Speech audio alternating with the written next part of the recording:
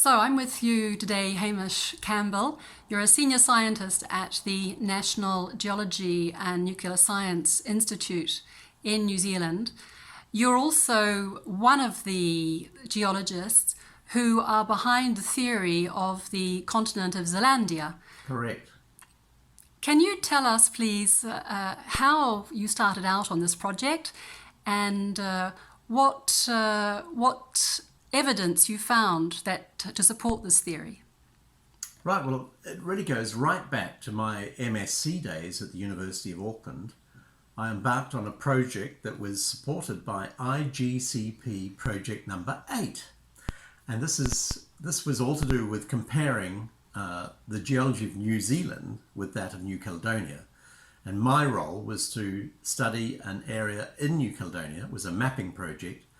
And in the course of that, I came to the startling conclusion, which was not new actually, but my work corroborated an already existing interpretation that there was indeed very close similarity. Now, New Zealand and New Caledonia are thousands of kilometres away from each other. So how could they be so similar? And inevitably, we came to the conclusion that they both New Zealand and New Caledonia related to the Gondwana margin way back in Permian, Triassic, Jurassic time. So, this is between 290 and, let's see, 150 million years ago. They had both countries, or both areas, shall we say, New Zealand and New Caledonia, have this long association with the southeast margin of Gondwana. And subsequently, things have changed. New Caledonia is where it is, and New Zealand is where it is today. So they're very disparate. But what I found through a lot of collecting and careful analysis is that the fossils in New Caledonia, the Triassic fossils in particular, are virtually identical to those in New Zealand. So that's where we got to in the mid-1970s. Now, come forwards to the year 2004, and one of my colleagues produced a magnificent map showing the extent of continental crust in the New Zealand region. And there, this map it was a gravity map, would you believe? And this gravity map was produced from data collected by satellites by the USGS in the States. So my colleague downloaded the gravity data and created these wonderful maps. And they show water depth. And there it stands out like the proverbial. You can see that New Zealand and New Caledonia are just the emergent parts of a vast tract of elevated continental crust, but not so elevated to be above sea level. So 95% of Zealandia is beneath the sea. And New Zealand and New Caledonia just represent about 5% of that continent. So that's where we arrived at in 2004, and we New Zealand geologists got thinking about this and realized, wow, perhaps we could legitimately make the claim that this large tract of continental crust is indeed a continent. So there's a problem, right? We looked for a scientific definition of the word continent, and guess what? There isn't one. So there's the Oxford English Dictionary. And what does it say? It tells you that a continent is a very large area of land. Well, we geologists, since the 1960s, have identified two types of crust: oceanic crust and continental crust. And in a nutshell, the ocean floor is dominated by oceanic crust, and the continents, the land areas, really are quite different.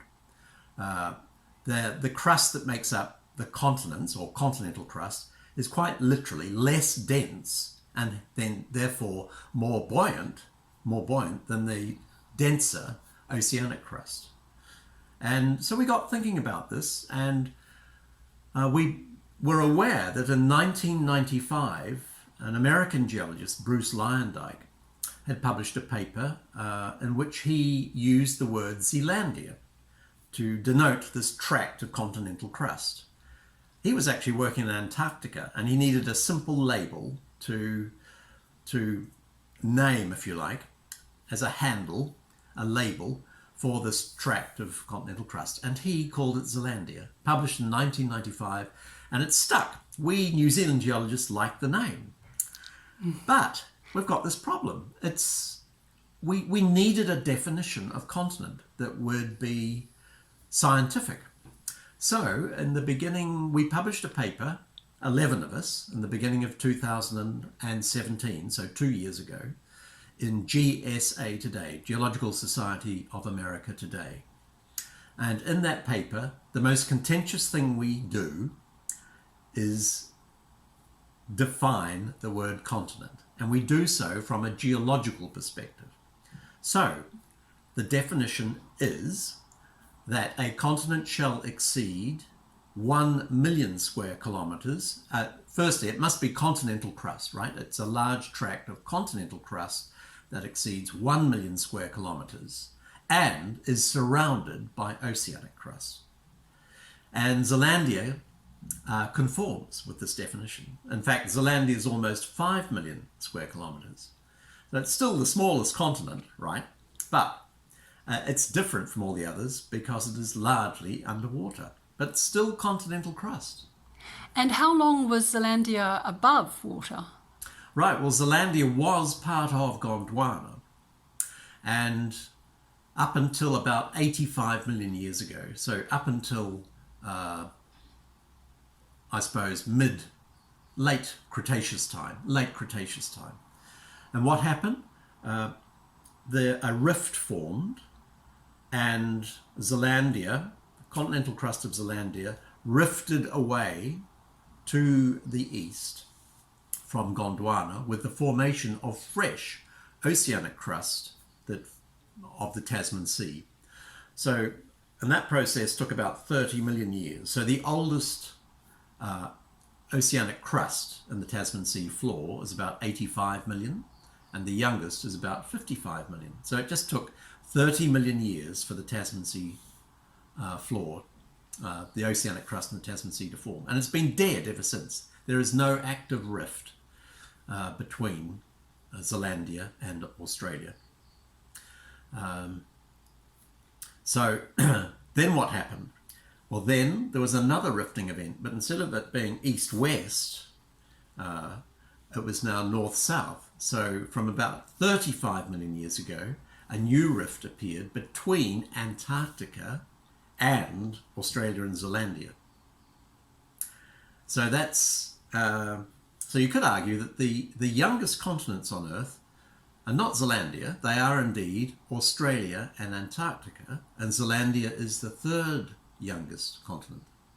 So Zealandia broke away first, moving as a function of rifting and ocean formation, Tasman Sea. That happened first between 85 and 55 million, and then later, from 35 million on, and this is still happening to the present day, there's been rifting so that Antarctica separated from Australia, and as it did so, Zealandia was locked with Australia, the Tasman Sea, etc. So that's the history of New Zealand and New Caledonia in a nutshell, but I haven't explained why they're underwater. And the reason is that they were all land. So Zealandia was all land up until about 85 million years ago. And then it was subject to enormous tensile stretching forces. So the crust was stretched and thinned. And we also think it was thinned from underneath. So it wasn't just thinned as a function of stretching, but it was actually thinned by mantle-related processes, some sort of thermal planation underneath the crust. So we suspect that those two processes, stretching and thinning, resulted in the, if you like, the sinking of the Zealandian continent. And why did New Caledonia and New Zealand resist this tensile stretching? How did they do that? Well, they have actually been pushed back up. So we have hard evidence that New Caledonia was completely underwater until about 34 million years ago, and the whole system's popped back up. And similarly in New Zealand, I've been a proponent of this idea, and it has been suggested that maybe the whole of what is now New Zealand may have been underwater. We can't prove it, nor have we been able to refute it. And that's a really interesting question. So what we can say is that about 25 million years ago, there was very little land in the New Zealand region of Zealandia, so most of it was underwater. But in the last 20 odd million years, due to the development of the modern day plate boundary, the Australian plate and the Pacific plate have pushed what is now New Zealand back up. It's very interesting. Thanks very much, Hamish.